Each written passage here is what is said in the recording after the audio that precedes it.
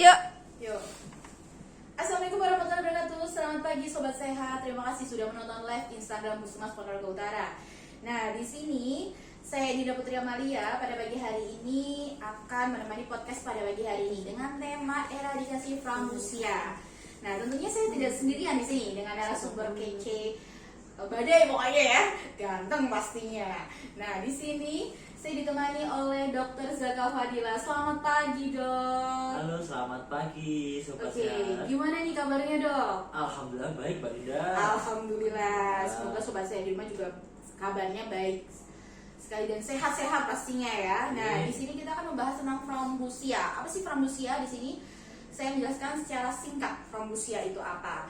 Nah, frambusia adalah merupakan penyakit menular langsung antar manusia yang disebabkan oleh infeksi kronis bakteri. Di sini kurang elok ya saya kalau menjelaskan tentang frambusia apa, gejalanya apa. Di sini kan sudah ada Dokter Zaka nih yang akan menjelaskan frambusia itu apa, penyebabnya gimana, gejalanya gimana. Monggo nih, Dok, untuk pagi hari ini dijelaskan frambusia itu apa. Terima kasih Mbak Dinda. Oke, Cukup unik ya dengan namanya frambusia ya. Oke. Iya, sebenarnya frambusia itu kalau dalam bahasa kita itu kusta. Kusta. Iya. Memang ini adalah penyakit yang cukup langka. Ya, karena langka, jadi mungkin bisa disepelekan oleh berbagai masyarakat. Iya. Nah, kenapa sih kok bisa disebut frambusia?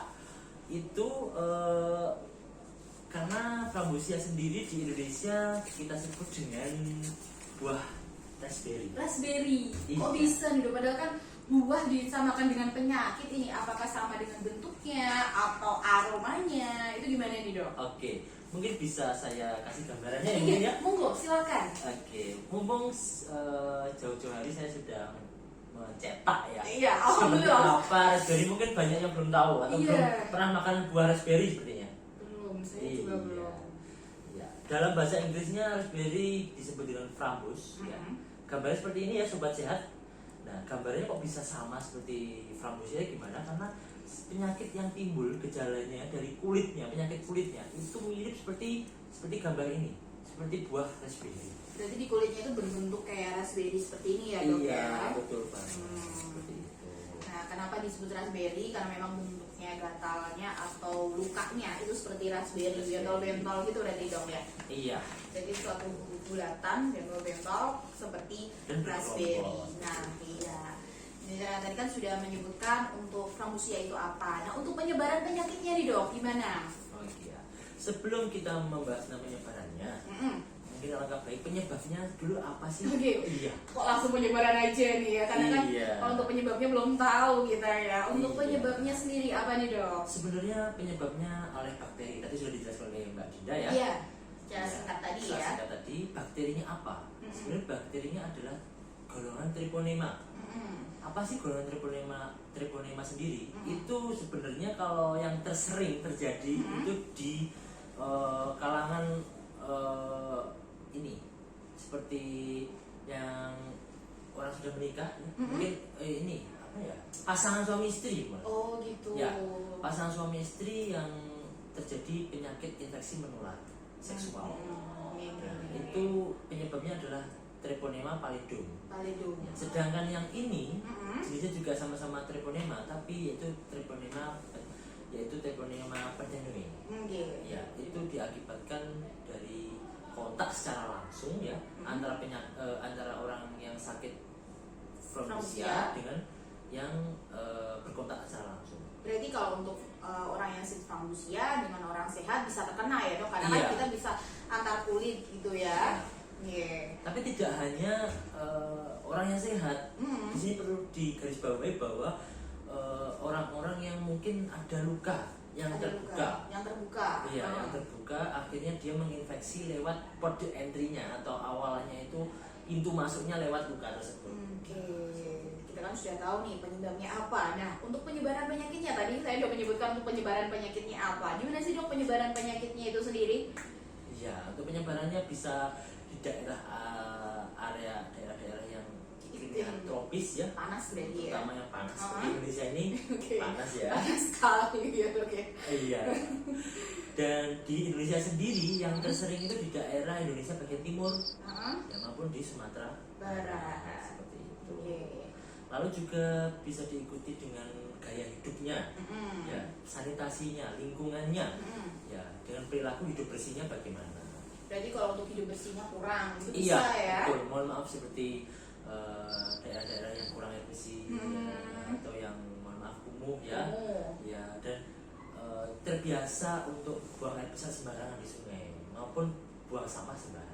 Itu bisa Ya. jadi kena frambusia ya berarti ya? Karena itu sebuah tempat sarang bakteri Bakteri untuk itu berkembang. tadi, jadi Iya. kita harus buang air besar itu harus di jamban bersih. Betul. Jadi harus tetap cuci tangan Betul. biar terhindar dari penyakit, bukan frambusia aja, tapi penyakit-penyakit yang Sekali. lainnya. Betul. Oke. Nah, untuk perjalanan penyakit frambusia sendiri nih dok, bagaimana perjalanan penyakit bisa terkena frambusia? Ini gimana nih dok? Menurut dokter gimana? Oke, frambusia sendiri tadi sudah saya jelaskan bahwa akibatnya oleh bakteri ya, terpaparnya oleh bakteri Treponema perteniyi. Nah, awalnya betul yang saya sebutkan di awalnya adalah dari luka yang terbuka dahulu. Jadi orang yang terkena penyakit frambusia berkontak langsung dengan orang yang kebetulan ada luka, terus tergesek atau mungkin bersentuhan, akhirnya itu sebagai pintu masuknya, awalnya masuk ke sarangnya bakteri. Iya, bakterinya masuk ke tubuhnya yang lawannya yang tadi tidak terkena penyakit itu lagi. frambusia. Jadi yang kena frambusia dan Iya. sehat terus juga kontak langsung terus Langsung akhirnya terkena frambusia menyebar, itu iya. tadi menyebar itu Ya, tadi. setelah menyebar akan jadi reaksi Radangan. dan waktunya bisa berminggu-minggu sampai berbulan. Bulan. Wah, seperti itu. sangat merawat sekali ya, bisa berbulan-bulan, bertahun-tahun, bisa nggak dok? Sampai Bisa. bertahun? Oh bisa. Bisa kalau nggak disebutkan ya bisa. Gitu. Oke. Jadi kalau memang sudah terkena penyakit kayak ciri-ciri frambusia itu langsung ke fasilitas pelayanan kesehatan. Jangan takut untuk datang ke fasilitas pelayanan kesehatan. Ya. Nah, untuk gejala klinisnya frambusia itu gimana dok? Anak-anak bisa dok? Oh, bisa banget. Oh bisa banget. Hmm. Kenapa kok bisa? Tadi kan jenengan sudah mengatur untuk hubungan suami istri tadi. Ya. Nah, kok bisa anak-anak bisa terkena? Ini gimana dok untuk gejala klinisnya? Oke, yang saya jelaskan tentang hubungan suami istri itu lebih ke penyakit yang kita sebut dengan sifilis. Oh sifilis, Ya. beda lagi dengan Dia frambusia. golongannya memang sama Treponema, tapi yang Treponema pallidum. Oh Ya, beda dia berarti ya. infeksinya memang lewat hubungan seksual. Tapi ini kita bahas tentang frambusia, yaitu penyebabnya dari Treponema perteniyi. Oke. Ya. Dan kenapa kok sering juga pada anak-anak? Pertama, karena anak-anak itu kan rata-rata suka bermain ya. Iya, bermain senang sekali ya pada Iya. usia-usia anak-anak. Yang penting bermain, kan beban hidupnya juga belum berat nih dok. Kalau kita ini kayak sudah beban hidupnya sudah berat nih dok. Iya. Kalau anak-anak kan yang penting main. Betul, kalau dewasa kan hanya bekerja ya, bekerja pulang gitu Kerja ya. pulang gitu ya. Tapi kalau anak-anak kan masih bermain. Dan dia kalau bermain juga tidak harus Kenal tempat ya? Iya, itu harus steril, itu harus bersih Oh, kan gitu nggak tahu Iya, bersihnya. yang penting kan senang-senang. Nah, biasanya umur di bawah 15 tahun itu sering terkena karena mereka pun sering bermain di tempat-tempat seperti sungai atau di daerah yang mungkin dia lupa tidak menggunakan alas kaki ya. Iya. Nah, terus habis itu lecet, terus dia anak-anak itu tidak terlalu Menghiraukan lah. menghiraukan. Menghiraukan. Itu berbahaya atau tidak tempat tersebut. Nah, Kayak udah makanya dibersihkan pakai air paling ya kalau Baik. untuk anak Makanya biasanya daerah tersebut harus sadar akan sanitasi lingkungan yang bersih. bersih gitu tadi. Demi apa? Ya demi anak-anak. Demi anak-anak biar nggak terkena penyakit. Penyakit kan bukan hanya frambusia aja ya. Betul. Kan ada banyak sekali penyakit karena disebabkan oleh bakteri atau virus yang memang PHBS ataupun tidak ada jamban yang bersih di rumah. Betul.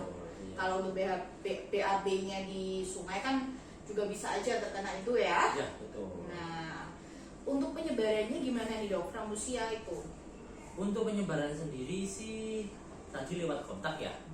Tapi kita harus mengetahui yang paling penting adalah itu frambusia atau bukan. Iya. Iya kan? Jadi kan beda ya antara Dipikirnya, anu, kutil ya. itu berarti beda ya. Dipikirnya cuma luka biasa. Luka biasa, Gatal biasa. Heeh. Mungkin di sini saya akan mau sedikit membagi tentang ininya ya. Oh sudah disiapkan. Betul, gimana gambaran sakitnya gimana Oh, gitu ya. Berarti sudah disiap, oh udah siap ya. Iya, alhamdulillah sudah Ya Allah, sangat-sangat prepare sekali dokter satu ini ya. Dokter Saka ini, terima kasih ya dok ya. Iya Mbak Dita. Oke, untuk gambarannya seperti apa nih dok? Oke, gambarnya seperti ini ya sobat sehat. Ya, mungkin kalau diremehkan bisa ya. Ini cuma kayak sakit kulit biasa ya, habis jatuh bisa ya. Bisa. Nah, atau habis gatal digaruk-garuk bisa. Gatal dianggap gatal Tapi biasa. faktanya ini tuh gejalanya tidak ada. Dia cuma kayak luka biasa, terus akhirnya diremehkan.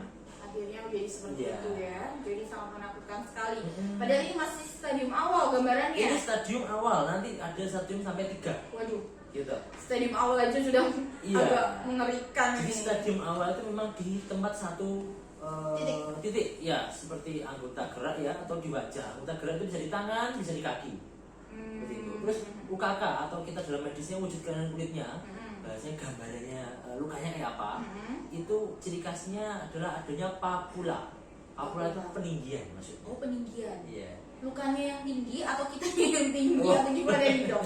Coba dijelaskan Iya, ya. maksudnya tinggi di sini itu seperti kalau semuanya sobat sehat itu kena habis tergigit serangga atau nyamuk, itu kan masih bentol ya. Iya, pasti bentol. Nah, itu kita sebut papul, peninggian. Bentolnya itu meninggi, kulitnya yang datar itu meninggi. Berarti pak bulatnya itu Iya, bulatnya itu ukur terus oke. bentol itu kita sebut papula. Papula. Dan itu diameternya 3 sampai 4. Ukurannya itu 3 sampai 4 4. cm. Seperti ini mungkin ya. Ini masih Iya. awalnya.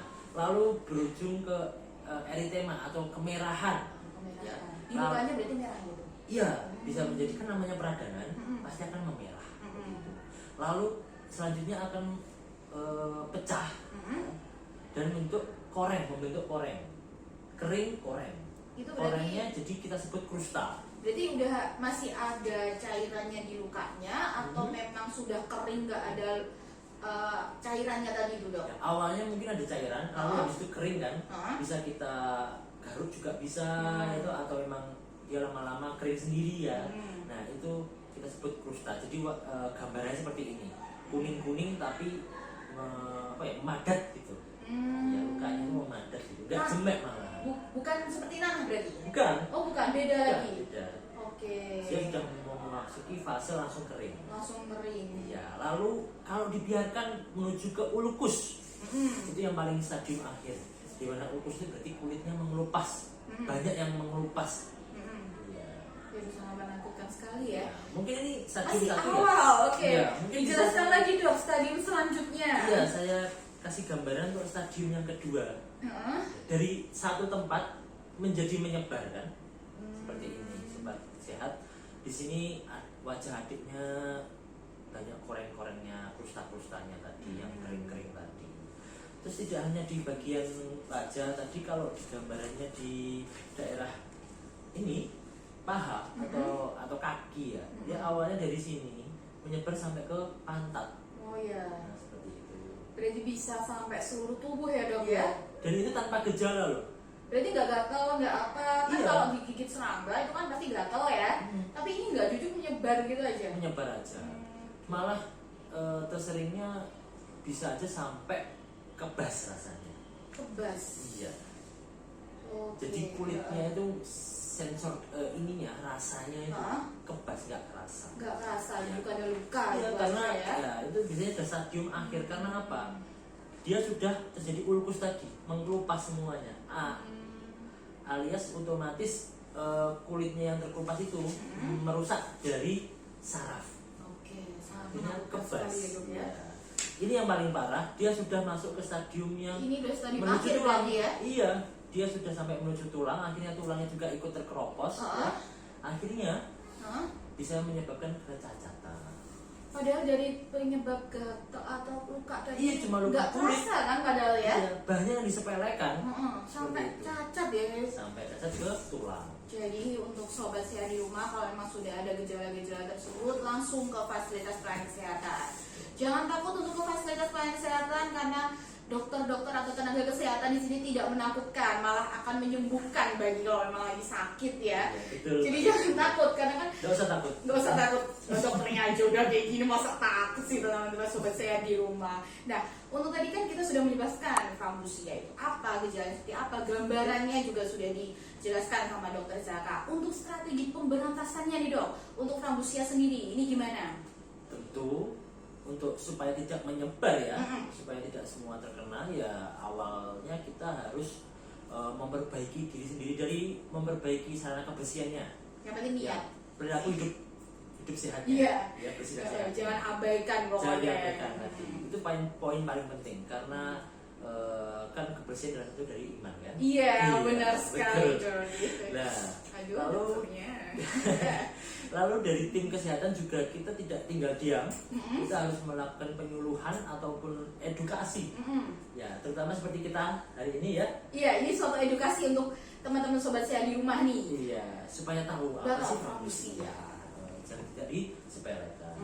Jadi kalau memang tenaga kesehatan melakukan edukasi seperti ini nih, jangan diabaikan, jangan anggap remeh suatu penyakit itu, karena sebelum menyebar lebih baik mencegah daripada mengobati kan, Betul, benar betul. sekali ya. Lalu selanjutnya kita bisa melakukan screening, tapi dilakukan oleh petugas kesehatan utamanya. Lalu juga jika sudah terkena frambusia, otomatis harus segera berobat. Langsung berobat di fasilitas pelayanan kesehatan, karena biar ditangani sama dokternya langsung, biar tahu oh ini frambusia apa bukan. Kan kita sebagai orang awam kan nggak tahu ya. Betul. Pasti kiranya cuma paru-paru biasa atau gagal-gagal biasa, ternyata sudah terkena frambusia. Apalagi kalau memang teman-teman ini sobat sehat, kalau sudah terkena frambusia sampai akhir baru berobat, jangan ya. Jadi harus tetap kalau memang ada gejala tersebut harus ke fasilitas pelayanan kesehatan. Nah, untuk screeningnya tadi kan kita sudah menyebutkan untuk anak-anak bisa terkena nih dok. Ya, Nah, kalau bisa sudah menemukan terkena gejala frambusia, pemeriksaan sejak dininya gimana sih dok? Khususnya untuk anak-anak loh ya. Karena kan kalau untuk anak-anak kita kan nggak tahu bermainnya di mana. Betul. Terus kehidupannya, maksudnya mainnya di tempat bersih atau enggak, kita kan nggak tahu. Gimana nih dok untuk pemeriksaan dininya? Oke. Tujuan dari screening kan untuk menemukan dari penyakit tersebut ya. Iya. Otomatis yang melakukan biasanya oleh tim kesehatan. Tim nakes ya, dari tenaga kesehatan ya. Kesehatan. Dan diawali biasanya kalau untuk tim kesehatan itu dilakukan screening di sekolah-sekolah. Oke, berarti Ya, ada program kita yang untuk melakukan screening itu di program UKS. UKS. Iya. Jadi diperiksa ya, adik-adik semua diperiksa apakah sudah PHBS-nya bagus, tiap hari cuci tangan, siang mau makan cuci tangan, itu tadi diperiksa Betul. sama petugas kesehatan. Kita lakukan penyuluhan juga ke adik-adik ya supaya perilaku hidup bersih, dan kita teliti semuanya dari penyakitnya ada nggak, riwayatnya ada nggak, dan kita benar-benar ada luka apa enggak di kulit-kulitnya. Iya, Kita lakukan pemeriksaan menyeluruh. Mm-mm. Tapi jika didapatkan suspek atau curiga dari frambusia, itu kita tidak lanjuti nanti. Oke, jadi lanjut. Contohnya seperti, mohon maaf, misalnya di pondok-pondok ya, Iya. banyak yang gatel. Iya, karena kan kamar mandinya juga pastinya nggak mungkin setiap satu orang satu kan kamar Ya, mandinya. semua bersama. Bersama, tidur bersama, apa bersama. Betul. Nah, itu gimana dok caranya mendeteksinya nih dok? Ya, otomatis kalau yang pondok-pondok itu pasti banyak yang sakit gatal. Pasti mohon maaf, si kutu, ada kutu, skabies bisa kita sebut. Nah, itu biasanya kita suspek. Nah, yang pondok-pondok itu yang mempunyai penyakit seperti itu langsung kita screening. Kalau memang mengarah suspek atau curiga, kita bawa ke puskesmas untuk kita lakukan lab dengan RDT-nya. Di swab. Waduh, di swab. Iya. Jadi kalau swab ini bukan hanya swab COVID ya, tapi Iya. ada swab yang lain.